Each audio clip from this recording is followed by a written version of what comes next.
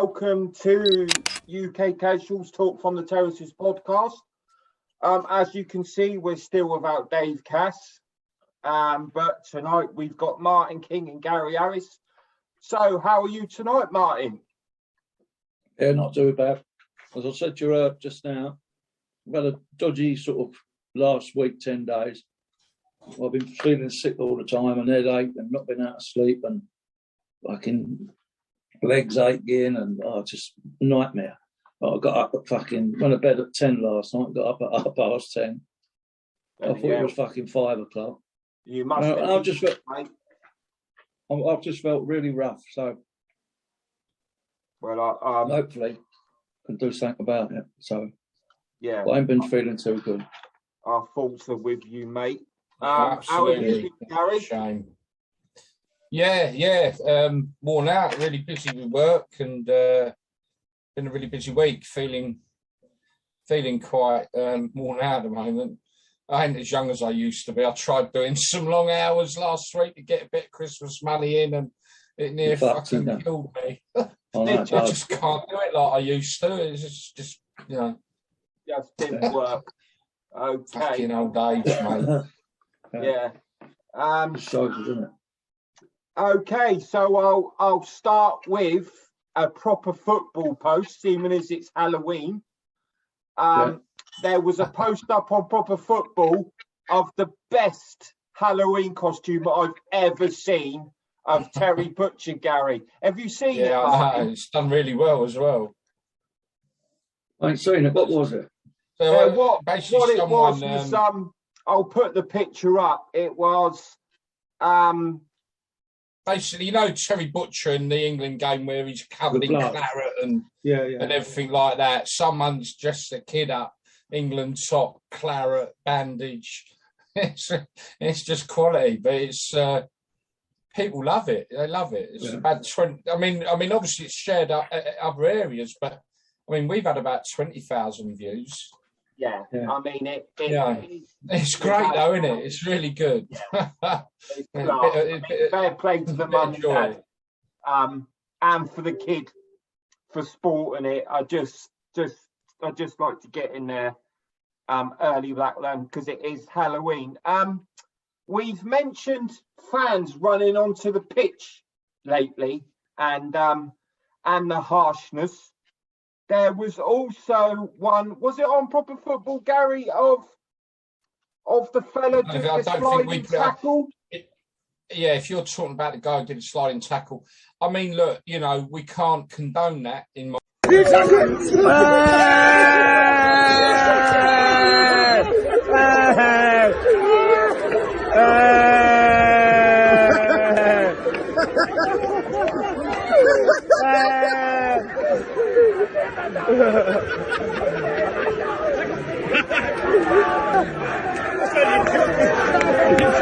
There was a smile rearing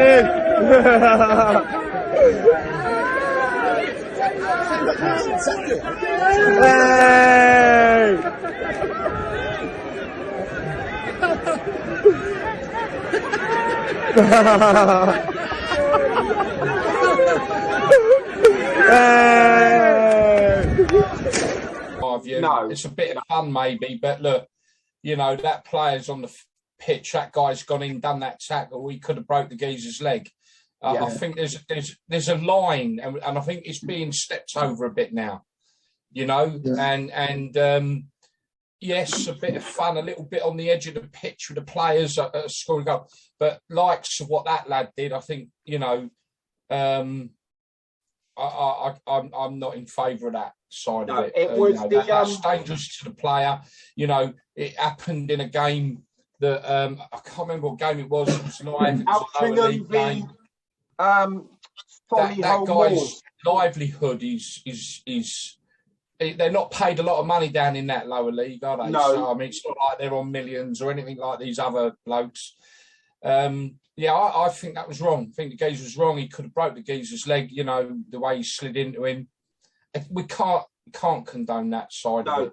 It's a shame because the excitement of a goal and then getting on and celebrating with the players a little bit. I ain't got a problem with that myself, But if people like that take this too far, we go back to what was happening in the 80s and why they put the fences up to stop people getting on the pitch. You know, do it if we have people doing what that fella did, then they're going to start really coming down on it. You know, and they already are. You know what I mean, to a degree.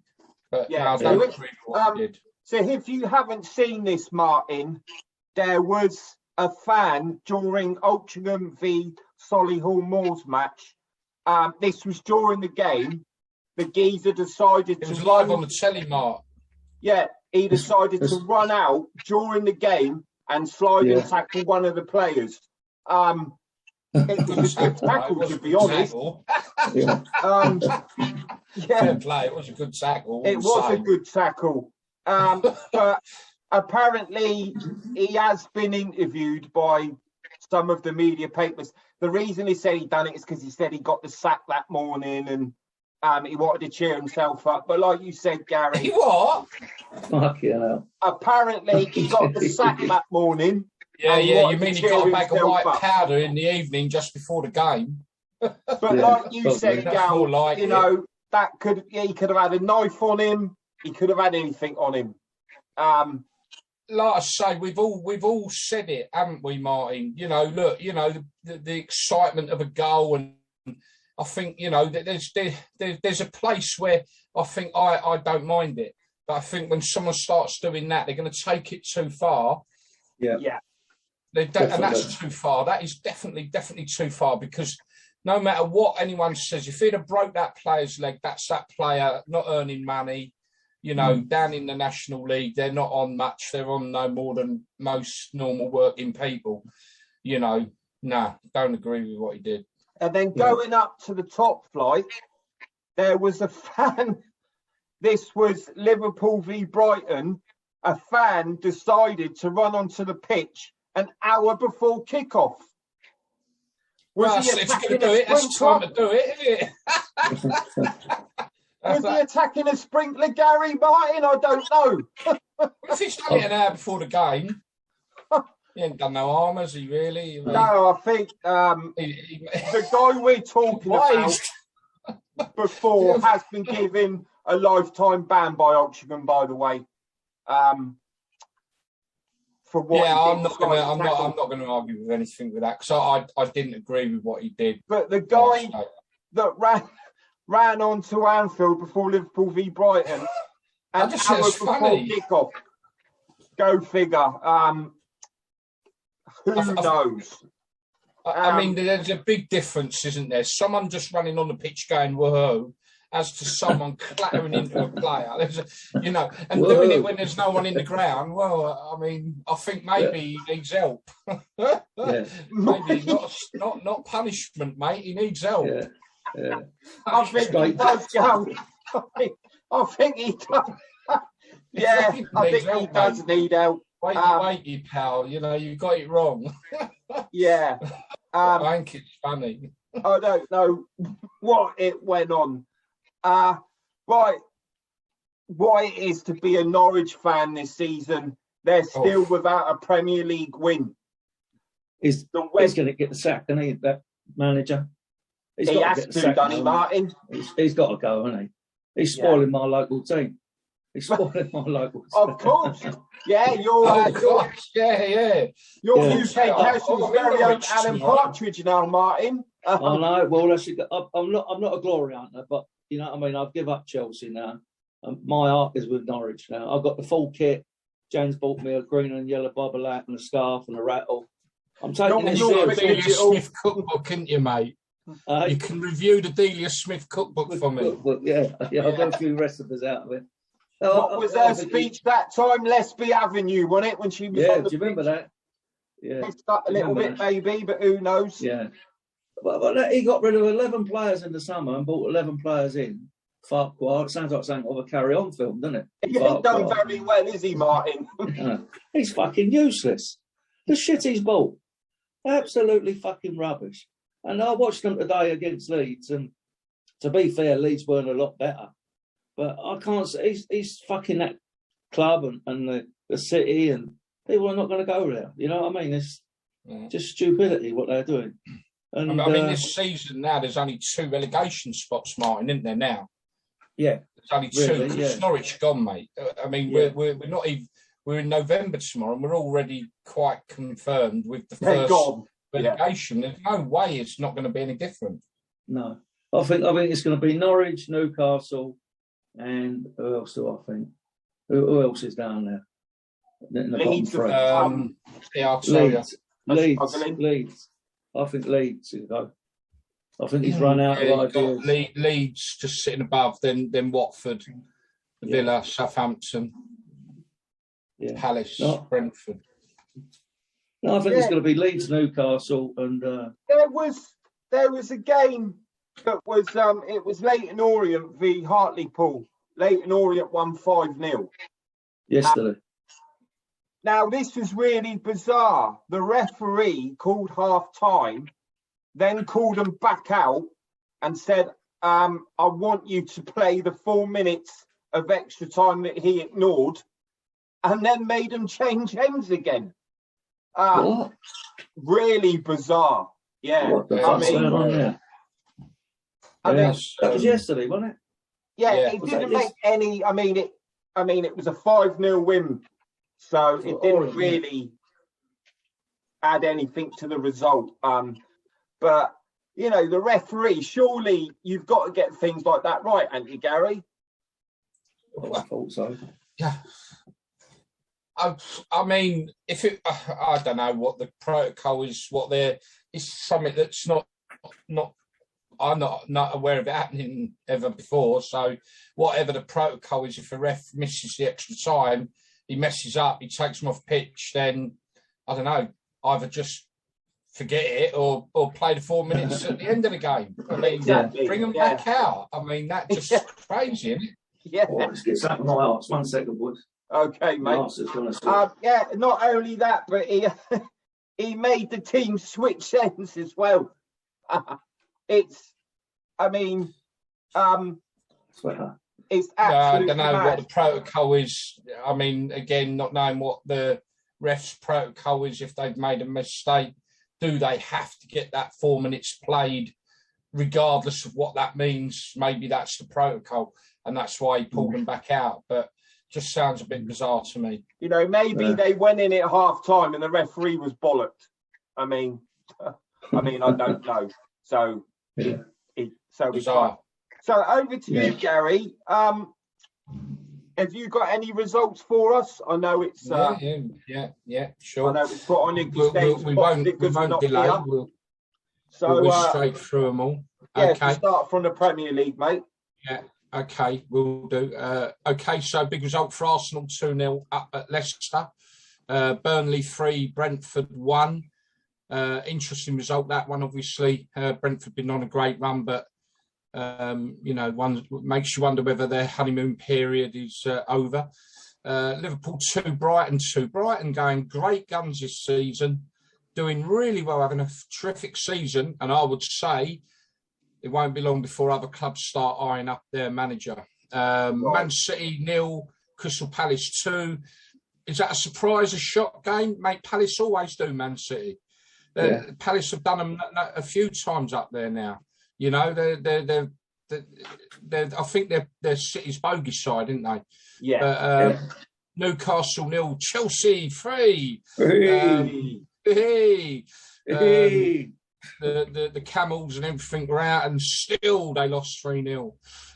Watford 0, Southampton 1. I did watch that, obviously, and how Southampton didn't score 5, I don't know. They need to worry about their finishing. Watford, I don't know. Ranieri needs to settle in. Tottenham 0, Man United 3. Big result there for Man United. Yeah. And an embarrassing one for Tottenham, in my view. Man United coming off the back of a 5-0 thumping last week at home to go to Tottenham and win 3-0. I'm afraid might talk volumes of the state of Spurs at the minute. In today's games, we've already mentioned Norwich going down 2-1 at home to Leeds. Massive result for West Ham, having an absolute amazing season. And obviously this week being told they've got some money coming into the club with a potential investment from a potential long-term new owner of the club. And it was Villa 1, West Ham United 4. Just another mention quickly there on today's results. Motherwell 1, Rangers 6. They're doing well, looking good again in that league, Rangers. Right, Fulham 3, West Bromwich Albion 0. That's a big result for Fulham up the top there with them two clubs. Bristol City 2, Barnsley 1, Derby 1, Blackburn Rovers 0. The woes continue there for Wayne Rooney and the impossible job they got there, I think, to stay up. Huddersfield 1, Millwall 0. Hull City 0, Coventry City 1. Coventry City doing well this season. Middlesbrough 0, Birmingham City 2. Good result up there for Birmingham City. Preston 2, North Harpington 0. That's Luton Town, by the way, but we like to refer to them as North Harpington in Watford. Sheffield United 0, Blackpool 1. Blackpool going great guns, sitting in 6th place in the Championship. Yeah. Sheffield United coming down to the Premier League, having a rough time down there. Stoke City 3, big thriller that one. Stoke City 3, Cardiff City 3. 6-goal thriller there. Swansea City 3, Peterborough United 0, and Reading 0, Bournemouth, who are riding very much at the top of that league 2. Highlights from some of the other games. Charlton Athletic getting a 4-0 win against Doncaster.